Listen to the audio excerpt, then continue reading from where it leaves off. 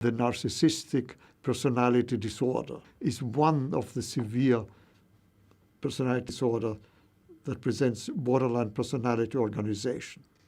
As a secondary defense against the fragmenting of one's self-concept and of one's concept of significant others, and all this struggle between idealized and persecutory segments of experience, they have managed to construct what we call a pathological grandiose self that is constituted by a combination of ideal aspects of the self, ideal aspects of others that have been incorporated as if one possessed them, and ideal aspirations of the self as if one had achieved them, while at the same time one's need of others is denied, is devalued. Others are devalued. We don't need them, we are fine. I'm just great by myself, I don't need anybody else.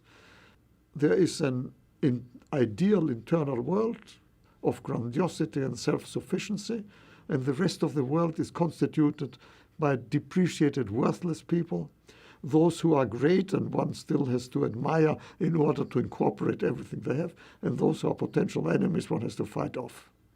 That structure means that the person seems to be integrated in a way. He's not divided and becomes quite secure.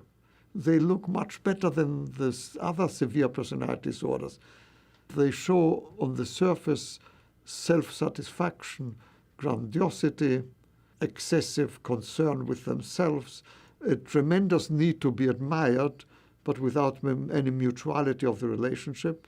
So there is an abnormal love of the self, incapacity to love others, an internal sense of grandiosity and emptiness at the same time. In the treatment, their grandiosity becomes the dominant transference issue. They have to show their superiority to the therapist and keep themselves superior to the therapist, because the only alternative is then, if they would need the therapist, it means that the therapist is superior to them and they would feel immediately inferiorized, humiliated. So there is a long-term struggle. Who is going to be superior, who is going to be inferior, without a capacity for real dependency that gradually has to be clarified and resolved. And then the underlying problem of severe splits between idealized and persecutory relationship come to the fore, the underlying borderline structure against which the narcissistic structure was a defense.